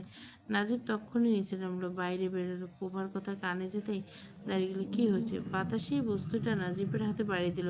নাজিব হাতে নিয়ে খানিকক্ষণ ঘুরে ফিরে দেখলো, না আমার না, তবে এটা দেখছি 400-500 টাকার নয়, বেশ দামি এয়ারপড। জয়নাবারে এতক্ষণ এক মনে পান চিবাচ্ছিলেন। এবার তিনি জাবর কাটা বন্ধ করে গম্ভীর মুখে সবাইকে, আমার না আমার না, তবে এই যন্ত্রখানা কি আইলো আসমান থেকে? বাতাসি, তুই কই পেলি এটা? বাতাসি কোমর থেকে শাড়ির আঁচলটা ছাড়িয়ে ঠিক করতে তুলে সিঁড়ি দিয়ে ঝাঁট দিতে গিয়ে পাইলে, মামা এই জিনিস কানে দিয়ে তো ফারদিন দেহি 24 ঘন্টা ঘুরে আর মিটমিটি কইরে হাসে। ফারদিন পানির গ্লাস মুখে তুলেছে সবে, কথাটা শুনে বিষম খেল। সে কাঁচতে কাঁচতে তার নাজেহাল অবস্থা। নাজিব তীক্ষ্ণ চোখে ফারদিনের দিকে তাকিয়ে বলল, জিনিসটা বেশ এক্সপেন্সিভ। ফারদিন, সত্যিকার বলতে এটা তোর না? ফারদিন মাথা দুদিকে প্রবলভাবে দুলিয়ে বলল, আরে মেজভাই, খোদার কসম আমার না। আমার হলে লুকাতে যাবো কেন? ফারদিনের মা সুফিয়া বেগম পাশেই ছিলেন। তিনি মুখটা ঝামটা দিয়ে বললেন, লুকাবি না তো কি? আমি জানলে রাগ করবো, সেই ভয়ে বলছিস না? মাহিনের কাছ থেকে টাকা নিয়ে এসব ছাইপাশ কেনা হচ্ছে, পড়াশোনার নাম নেই এসব কিনে টাকা উড়াচ্ছিস? ফারদিন এবার বেশ করুণ গেল, মা সত্যি বলছি এটা আমার না, আমার কাছে আছে। 2টা দিয়ে আমি কি করব? সুফিয়া বেগম ছেলের কথা বিশ্বাস করলেন বলে মনে হলো না। বাতাসে এবার আসল মোড়ক উন্মোচন করার জন্য প্রস্তুত হলো। সে গলাটা একটু নামিয়ে রহস্যময় ভঙ্গিতে বলল, কইবার চাইলাম না, না এখন না কইলে পেটের ভাত হজম নেই। সেদিন ছাদে কাপড় মেলতে গিয়ে দেখি ফারদিন ছাদের কোণে দাঁড়িয়ে মোবাইলে কার সাথে গুজুর গুজুর করতেছে। আমি কান খাড়া করে শুনি সে কইতেছে, তোমার বাড়ি আমি চুরি করতে যাব। এই কথা শুনে উপস্থিত সবার চোখ স্থানাবড়। বাতাসে গলায় হাত দিয়ে নাটক সে বলল, আমি শুই না 28 হয়ে গেলাম। ভাবলাম বাড়ির সব ছেলেপেলে এত ভদ্র শিক্ষিত, শেষমেশ সুজন চুর হইল। আর কি কপাল! চুরি করতে যাওয়ার আগে চোর আমার মোবাইলে কয়ে দিছে। আমার শাশুড়ি কইতো আগের বার ডাকাতের নাকি চিঠি পাঠাইতো, তারপর ডাকাতি করতো। আর এখনকার চোরেরা দেখে আধুনিক হয়েছে, মোবাইলে জানাই দেয়। প্রভা বিরক্ত হলো। আসল কথা বলো তো খালা, এত ভূমিকার দরকার নেই। বাটাসি ততস্থ হয়ে বলল, হ্যাঁ হ্যাঁ, আসল কথা কই দিছি। সে ফোনে কইছিল তোমার বাড়ি চুরি করতে যাব, শুধু তোমারে চুরি করে নিয়ে আসবো। এটা শুনে বুঝলাম কাহিনী অন্য। ছেলেটা সরল, তাই বড় ভাবিরে আর কিছু কইনি। কিন্তু এখন না কয়ে উপায় নেই। বাড়ির নুন খাই, চোখের সামনে ছেলের পড়াশোনা বাদ দিয়ে এইসব নষ্টামি শিখছে। ফারদিনের মুখে বা চুলে সুফিয়া বেগম ছেলের উপর বেশ হম্বিতম্বি শুরু করলো। জয়নাবাড়া পানির বাটা টেনে নিলেন। তিনি সুযোগ পেলে সুফিয়াকে দু কথা শুনিয়ে দিলেন। আজকে ব্যতিক্রম হল না। তিনি তপ্তস্বরে বললেন, অসুস্থ হয়ে সারাকাল বিছানায় শুয়ে থাকলে পোলাতে এমন হইব। মায়ের চোখ রাখতে হয়। আমার রেণুর দিকে দেখো, পোলা মাইয়া এখনো শাসনে রাখছে, একেবারে চোখে চোখে রেখে। আর তুমি তো বিছানায় পড়ে থাকো 12 মাসে 13 মাস। ফারদিনার গলা দিয়ে খাবার নামছে না। এই হলো তার পরিবারের অবস্থা। সামান্য বিষয় নিয়ে রীতিমতো কুরুক্ষেত্র শুরু হয়। আবার উদরপিণ্ডে বুদর ঘাড়ে চাপাতে এইবারে লোকজনের বিশেষ দক্ষ আছে। আর বাতাসি খেলা তো বাতাসি খেলাই, তিলকে তাল করতে তার জুড়ি নেই। ফারদিন হাত ধুতে ধুতে করুণ গেল বলে, আরে ওটা আমার না, শুধু শুধু যা আমার না তাই নিয়ে কি শুরু করলে? সুফিয়া বেগম বড় গর্জে উঠলেন, মিথ্যে বললে তোর পিঠের চামড়া তুলে নেব ফাজিল ছেলে। দাঁড়া, মাহিনকে আজই বলবো, তোকে যেন আর একটা টাকাও হাত করে না যায়। ছেলে আমার রক্ত পানি করে রোজগার করে, আর তুই পড়াশোনায় শিখে তুলে টাকা উড়েছিস। আবার ফোনে কোথাকার কোন হতচ্ছাড়িকে বলে কিন্তু চুরি করে আনবি। সুফিয়া প্রভার দিকে তাকিয়ে বলল, প্রভা, মাহিনকে বলে দিস ফারদিনকে টাকা চাইলে যেন না দেয়। ওর বাদরামের ডানা গুছিয়ে দেবো, ছেটে দেওয়া দরকার। নিচের এই তুমুল চেঁচামেচি শুনে প্রতিভা সিঁড়ির গোড়ায় এসে দাঁড়িয়েছে। নীরা এসে ফিসফিস করে শুধল, নিচে আবার কিসের মহড়া শুরু হলো? প্রতিভা ঠোঁট উল্টে বলল, বুঝতে পারছি না। নীরা হাই তুলে বলল, আচ্ছা বাদ দাও, এসব চিলচিৎকার। আমাদের বাড়িতে ডাল ভাত থাকতে থাকতে তুমি অভ্যস্ত হয়ে যাবে। আচ্ছা আপু, তোমার কাছে সেফটি পিন হবে? এত কিনি সব যে কোথায় যায়, স্কার্ফ বাঁধতে গিয়ে একটা কম পড়ছে। প্রতিভা আলগোছে বলল, আমার হ্যান্ডব্যাগে আছে বোধহয়, নিয়ে নাও। নাজিব তখন ওই যন্ত্রটা হাতে নিয়ে দাঁড়িয়েছিল। তার চোখ পড়ল প্রতিভার উপর। চোখে চোখ পড়তে প্রতিভা দ্রুত দৃষ্টি সরিয়ে নিল। নাজিব হঠাৎ এগিয়ে গিয়ে সরাসরি প্রশ্ন করল, প্রতিভা, এটা কি আপনার? প্রতিভা সিঁড়ি দিয়ে নামতে নামতে বলল, কই দেখি, এটা আবার কি? নাজিব দুই আঙ্গুলের মাঝে ধরা সেই ব্লুটুথ এয়ারপড। প্রতিভা সেটা থেকে হেসে পড়ল। এটা কি চুলের ক্লিপ? কালো রঙের কত ডিজাইনের ক্লিপ যে আমার আছে, তবে আমার ক্লিপগুলোর সাথে এটার কোনো মিল নেই। এটা আমার নয়। নাজিব রহস্যময় একটু হাসলো, বলল, তাই? প্রতিভা আবার ঠোঁট চওড়া করে হেসে মাথা নাড়ল। প্রভা কিছু একটা বলতে চাইছিল, তার আগে রেহনুমা ফোন করলো, নাজিব, তুই কি শেষে পাগল হলি? প্রতিভা সব চিনবে, ও ভাবছে ওটা চুলের ক্লিপ। উত্তর তো শুনলি। আর সার্কাস দেখাস নে বাপ, জিনিসটা যা সে নিয়ে বিদায় হ, নইলে রেখে যা, যার হয় হোক গে। এর মধ্যে নীরা কলেজে যাওয়ার জন্য তৈরি হয়ে সিঁড়ি দিয়ে নামছিল। রেহনুমা তাকে দেখে শুধলেন, নীরা, এটা তোর তো আবার না তো আবার। নীরা ভুরু কুচকে ঝামটা দিয়ে হনহনিয়ে বেরিয়ে যেতে যেতে বলল, আমি ওসব কি করব? আমার তো একটা ফোনও নেই, একটা বাটন ফোনও তো কিনে দেওয়ার যত সব। এদিকে নাজিব প্রতিভার দিক থেকে চোখটা সরালো না। এক হাতের সেই কালো যন্ত্রটা এবার পকেটে চালান করলো। প্রতিভার মুখে তখন হাসি ফুটে উঠল, খুব নির্মল বালিকা সুলভ সেই হাসি। রেহনুমা জয়নাপাড়া কথার খই ফুটছে ড্রয়িং রুমের মাঝখানে, কিন্তু নাজিব সেসব রাত পুকিয়ে ফেলছে। নাজিবের স্থির চোখে প্রতিভা সেই উজ্জ্বল হাসির দিকে তাকিয়ে রইল। তার মনে হলো পৃথিবীতে দু ধরনের মানুষ থাকে, একদল হাসে আনন্দ থেকে, আর একদল হাসে আড়াল করার জন্য। যে মানুষ বেশি হাসে সে আসলে অনেক বেশি লুকায়। যে লুকায় তার বিষাদ, তার দীর্ঘশ্বাস, এমনকি তার উদ্দেশ্য। প্রতিবার এই মুক্ত ঝর্ণা হাসি এলে কোথাও কি কোনো ধূসর কুয়াশা জমেছে, যে কুয়াশা ভেদ করার সাধ্য এইবারই কারণেই।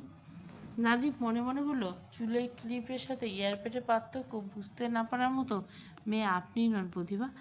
আপনি যতটা দেখাচ্ছেন তার চেয়ে অনেক বেশি আপনি। হাসুন, আপাতত হেসেই যান। নাজিব একটা দীর্ঘশ্বাস ফেলে দরজার দিকে পা বাড়ালো। বাইরে রোদটা বেশ কড়া। এই কড়া রোদে ছায়া দেখা যায় না, কিন্তু মানুষের মনের ভেতরে ছায়া দেখা যায় বড় দেয়, বিশেষ করে যে ছায়া হাসির রঙে মিশে থাকে। বিকেলের নরম রোদের ছাদে রেলিংয়ে ঘেঁষে দাঁড়িয়েছে প্রতিভা। সে বেশ আয়েশ করে কাগজি লেবু খাচ্ছে। বাতাসে গেলে একটু আগে বাগান থেকে লেবু সহ টমেটো, শসা, কয় রকমের টাটকা সবজি তুলে এনেছে। সবজি গাছগুলো লাগিয়েছে সেই, তবে পরিচর্যা কম বেশি রেহনুমাপ করেন। নীরাকে আদেশ করেন সকাল বিকেল পানি দিতে। ঝন্টুর বাবু আগাছা পরিষ্কার করেন। বাতাসে আনা কাগজি লেবু থেকে একটা হাতে নিয়ে ছুরি দিয়ে কেটে রান্নাঘর থেকে একটু লবণ হাতে নিয়ে নীরার সাথে ছাদে এসে বসেছে প্রতিভা। নীরা তার ছাদের ক্যাকটাস গাছ পরিচর্যা করেছিল। কবে যে এতে ফুল ফুটবে। হাবিজাবি পেঁচাল পাততে পাততে এপারে এসে প্রতিভার পাশে এসে দাঁড়ালো। প্রতিভা খাওয়া দেখে বিস্ময় নিয়ে শুধলো, তুমি বোধহয় লেবু খুব বেশি পছন্দ করো না আপু? তখন পিন আনতে গিয়ে তোমার ব্যাগে শুকনো লেবুর টুকরো দেখলাম। বাইরে গিয়ে কি এসব খেয়েছিলে নাকি? প্রতিভা লেবুর দিকে তাকিয়ে এক চিলতে মিষ্টি আসলো, বলল, আমি টক ঝাল মিষ্টি সব ধরনের স্বাদ পছন্দ করি, আর লেবুর গুণের কথা তো বলা শেষ করা যাবে না। নীরা মশা তাড়ানো ভঙ্গি করে বলল, জানো তো লেবুতে সাইট্রিক অ্যাসিড আছে, ভিটামিন সিতে ঠাসা। ওগুলো তো টেক্সট বইয়ে লেখা, কম বেশি সবাই জানে। তোমাকে একটা সিক্রেট ট্রিক শেখাই, দাঁড়াও। আগেই আরেকটা বলি, গাড়িতে চললে অনেকের বমি বমি ভাব হয়, তখন যদি সাথে এক টুকরো লেবু থাকে আর সেটা একটু শুকলে কিংবা সামান্য রস জিভে দিলে মুহূর্তে গা গুলানি কেটে যায়। এটা জাদুর মতো কাজ করে। নীরা কৌতূহল চোখে তাকাতে প্রতিভা দ্বিতীয় সিগারেটটা বলো, আর ধরো, তোমার চোখে জল আসছে না, চোখ দুটো একদম মরুভূমি, অথচ তোমার খুব অকৃত্রিম কান্না দরকার। তখন সে এক ফোঁটা লেবুর রস চোখে দিয়ে দেখবে, একদম কান্নার নহর বইবে। লোকে যাতে বুঝতে না পারে যে তুমি টেকনিক্যালি কান্না। বলে প্রতিভা হাতের তালিতে লবণ লেবুটা ঘষে নিল, তারপর পরম তৃপ্তিতে মুখে হা করে রস চিপে চিপে জিভের উপর দিল। লেবুটা ছিল জমদূত মার্কা টক। রস মুখে পড়তে প্রতিভার ডান চোখটা আপনা আপনি কুঁচকে বন্ধ হয়ে গেল। মুখভঙ্গি অনেকটা এমন হলো যেন কাউকে উদ্দেশ্য করে গভীর ইঙ্গিত দিচ্ছে। ঠিক সেই মুহূর্তে অঘটনটা ঘটল। ঠিক সেই মোক্ষম সময়ে গেট দিয়ে নাজিব ঢুকছিল। রেলিংয়ে ঘেঁষে মুখ করে দাঁড়িয়ে থাকা প্রতিভার সাথে নাজিবের চোখাচোখি হতে আচানক নাজিব দেখলো প্রতিভা তার দিকে তাকিয়ে এক চোখ আধা বোঝা মুখে লেগে আছে হাসি। নাজিবের ভুরু কুঁচকে গেল। নাজিব সাথে সাথে চোখাচোখি হতে প্রতিভা চমকে উঠল। লজ্জায় জিভ কাটলো দিদি। এই রে, টক খাওয়ার সময় কোনো ছেলের সাথে চোখাচোখি হলে তো বিপদ, মনে মনে বলে সে ঘাড় ঘুরিয়ে নীরার দিকে তাকালো। মুখটা ছোট করে ঠোঁট উল্টে ফিসফিস বলে, লেবু খাওয়ার সময় যে সামনে কেন ছেলেটা আসে কি না কি, সে খেয়াল রাখা খুব জরুরি নীরা। এই ধারণাটা প্র্যাকটিক্যালি পেয়ে উপলব্ধি করেছে। আচানক সামনে এসে পড়া কোনো ছেলে যদি আধ বোঝা চোখ দেখে, তবে নিঘাত সে ভেবে নিবে তাকে আঁক মেরেছে। ছি ছি ছি, কি একটা কেলেঙ্কারি হয়ে যাবে। নীরা অবুঝের মতো ভুরু কুচকে তাকালো। বুঝলাম না, বিড়বিড় করে কী বলছো, জোরে একটু বলো। প্রতিভা এড়িয়ে যেতে গলা খাঁকড়ে দিয়ে বলল, বলছি তোমার ভাই কবে যাবে গো? আজকেই না তার চলে যাওয়ার কথা, এখনও যে ঘুরছে ফিরছে দেখছি। নীরা এবার নিচের দিকে তাকালো, আর তাকাতে দেখলো নাজিব বাড়ির ভিতরে ঢুকছে। নীরা হেসে বলল, ভাইয়া রাতের গাড়িতে যাবে, এরপর ভাইয়া আসলে তোমাদের বিয়ে হবে কিন্তু, আর ভাইয়া খুব শিগগিরই আসবে। ভাইয়ার CMH-এ ট্রান্সফার হবে। ফারদিন ছাদের কার্নিশে ঘেঁষে পা ঝুলিয়ে বসেছে। তাকে দেখে মনে হচ্ছে জগতের সমস্ত দুঃখের ঠিকাদারি আজ এই অল্প বয়সে তার কাঁধে এসে চেপে বসছে। বাতাসি খেলার সকালের ড্রয়িংয়ে যে রগরটা করেছে তাতে ফারদিনের ইজ্জত এখন পাড়ার নর্দমা গড়াগড়ি গেছে। লজ্জায় সে সবার সামনে যেতে পারছে না। প্রতিভা পা টিপে টিপে ফারদিনের পেছনে এসে দাঁড়ালো। হাতে তখনও একটা কাগজ লেবুর অবশিষ্ট অংশ। নাটকীয় ভঙ্গে বলল, এমা ফারদিন, তুমি এই কার্নিশ থেকে লাফ দেওয়ার পরিকল্পনা করছো?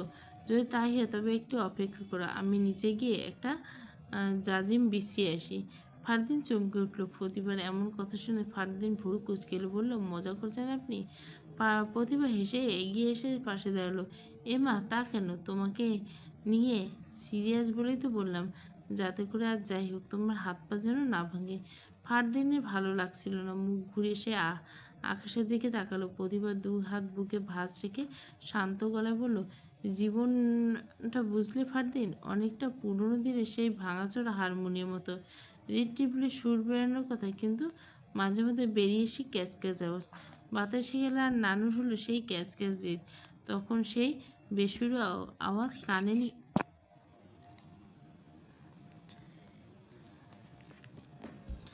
গান বন্ধ করে দেয়। তবে লসটা কার? লসটা তোমার। হারমোনিয়াম কিছু যায় আসে না। ফারদিন স্ল্যান এসে বলল, সবাই হাসাহাসি করছে আপু। মা তো মেজো ভাইয়ের সামনে অনেক কথা শুনলো। লাইফের হাজারটা প্রবলেম আসবে যাবে, তাই বলে হতাশ হয়ে এভাবে মনমরা হয়ে থাকবে? এতে লাভটা কী হলো? বরং যাই হয়ে যাক না কেন, সব সময় চিল করবে। তুমি মন খারাপ করে বসে আছো বলে কি বাতাসে গেলে সবজি কাটা বন্ধ রেখেছে? রাখেনি তো। সে এখন আরামে করে নিচে শশা চুষছে। নানু পান থেকে মুখে চুড়ে জাবর কাছে, অথচ তুমি না খেয়ে কার্নিশে বসে পা ধরছ। বুদ্ধিমান ছেলে হলে এখন নিচে গিয়ে দুটো টোস্ট বিস্কুট চায়ে চুবিয়ে খেতে। পেট ঠান্ডা থাকলে দুনিয়ার সব অপমান জল বা তরলং মনে হতো। শেষের কথাগুলো শুনে ফারদিন হেসে বলল, আপনি খুব সুন্দর করে কথা বলেন তো প্রতিভাবু। প্রতিভা বিনিময়ে মিষ্টি হাসলো। ফারদিনে হালকা গলা বলল, কথার বলে অন্যের মন ভালো করার দারুণ প্রতিভা আছে আপনার, এটা মানতে হবে প্রতিভাবু। প্লাস হবু ভাবি। ভাবিটা একসঙ্গে প্রতিভা বিব্রত হবো সেটা বুঝতে দিল না। সে এসে মাথা নাড়ল, এছাড়া আরও প্রতিভা আছে। ফারদিন উৎসুক হয়ে জানতে, যেমন? আমি সুন্দর আর জানি, তার কথা বলে মানুষের যেমন একটু একটু ভালো করতে পারি, ঠিক তেমনই কথার দ্বারা মানুষের বুকে ঝামা ঘষে দিতে পারি। ফারদিন এবার শব্দ করে হেসে পড়ল।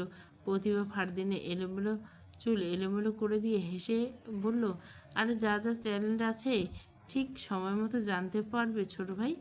রাত 12টা ছুঁয়েছি, চারপাশে ঢাকা শহরটা ক্লান্ত হয়ে ঝিমিয়ে পড়ছে, কিন্তু সাজিদ এহসানের দোতলার এই বিশাল আর্টরুম এখনো আলো জ্বলছে, ঘরভর্তি রঙের কড়া গন্ধ। সাজিদ ইজেলের সামনে একটা কাঠের টুলে বসে আছে, তার হাতে একটা চিকন তুলি। সে শেষ টানটা দিয়ে একটু দূরে সরল। তার গত 24 ঘন্টার সময় ব্যয় করার ফল ক্যানভাসে একটা মুখ ফুটে উঠছে, ভাসা ভাসা দুটি চোখ। ডান চোখে ঠিক কোণে ঘেঁষে এক ফোঁটা জল আটকে আছে, যেন একটু নড়লে ওটা গড়িয়ে পড়বে। সাজিদ জানে চোখের জল আঁকা যায়, কিন্তু সেই জলের ভেতরে টলটলে আকুতি আঁকা প্রায় অসম্ভব। অথচ আজ তার মনে হচ্ছে সে অসম্ভবকে ছুঁয়ে ফেলছে। সাজিদ অপলক তাকিয়ে ক্যানভাসে আঁকা মুখটার দিকে। নামটা কি যেন? ও হ্যাঁ, প্রতিভা। অদ্ভুত নাম, আর অদ্ভুত তার চাউনি। সাজিদ বিড়বিড় করে বলল, বিষণ্ণতা কি কোনো রং থাকে? এই যে চোখের জল, এটা কি নীল নাকি ধূসর? ঠিক তখনই দরজা মৃদু টোকা পড়ল। প্রবীণ রমি চাচা হাই তুলতে ঘরে ঢুকলেন, হাতে কাচের গ্লাসে ঢাকা গরম দুধ। এই বাড়িতে সাজিদ আর রমি চাচা ছাড়া কেউ নেই। রমি চাচা বললেন, বাবা, রাত তো অনেক হইল, ঘড়ির কাঁটা 12টা পার করে দিচ্ছে, শরীরটার একটু রেস্ট দাও। সাজিদ ঘাড় ফেরালো তার দিকে, দৃষ্টি এখনো ক্যানভাসে স্থির। সে নিচে বলল, চাচা, মানুষের শরীর তো আসলে একটা খাঁচা। খাঁচায় ঘুমালে ভেতরের পাখিটা কি সবসময় ঘুমায়? আমার ভেতরে পাখিটা আজ জেগে থাকতে ইচ্ছে হচ্ছে। রামের চাচা ছবির দিকে একবার তাকালেন, ধোয়া ওঠা দুধের গ্লাসটা পাশে ছোট্ট টেবিলে রেখে বিড়বিড় করতে করতে ঘর থেকে বেরিয়ে গেলেন। আর্টিস্ট মানুষের কারবারই আলাদা। অর্ধেক রাত লঙ্ঘের লাগে, মায়া মোহব্বত লাগে, আল্লাহ জানে এই পোলার কপালে কি আছে। ঘরটা আবার নিস্তব্ধতায় ডুবে গেল। সাজিদের ঠোঁটের কোণে আঙুল রেখে মনে মনে হলো, মানুষের চোখের কোণে এক চিমটে মায়া জমা থাকলে তাকে পকেটে ভরা যায় না ঠিকই, কিন্তু ক্যানভাসে বন্দি করা যায়। প্রতিভা, আপনি কি জানেন আপনি আমার রঙের শৃঙ্খল ওলটপালট করে দিয়েছেন? ঘরটা নিজে। প্রতিভা জানলার পাশে টেবিলটায় স্যামসংয়ের প্যাকেটটা নিয়ে বসছিল। নীরা সন্ধ্যায় একটা প্যাকেট দিয়ে বলেছে মেজো ভাইয়ে পাঠিয়েছে, যাওয়ার আগে আমার কাছে দিয়ে বলছে তোমাকে দিতে, এতে তোমার জন্য স্মার্টফোন আছে। তখন খুলে দেখা হয়নি। এখন পকেটটা খোলার পর একটা ঝকঝকে স্মার্টফোন আর সেই এয়ারপডটা, যা নিয়ে সকালে একচোট নাটক হয়ে গেল। এয়ারপডটা দেখে প্রতিভা ভুরু কুঁচকে আসে, তারপর পকেটে একদম তলা থেকে আচমকা একটা ভাঁজ করা চিরকুট খুলল। প্রতিভার চোখ কুঁচকে সেটি খুলল। তাতে গোটা গোটা স্পষ্ট অক্ষরে লেখা ছিল। এই লেখাগুলোর উপর চোখ বুলাতে প্রতিভার মসৃণ কপালে তিনটে ভাঁজ স্পষ্ট হয়ে গেল, যা তার চরম অস্বস্তি কিংবা বিস্ময়ের লক্ষণ। প্রতিভার মতো ঠান্ডা মাথার মেয়ে হাত দিয়ে কি সামান্য এক টুকরো কাগজের স্পর্শে কাঁপতে পারে? অথচ দেখা গেল তার আঙুলের ডগাগুলো মৃদু থরথর করে কাঁপছে। কৃষ্ণপক্ষের ছায়া পর্ব 2 কন্টিনিউ দেব।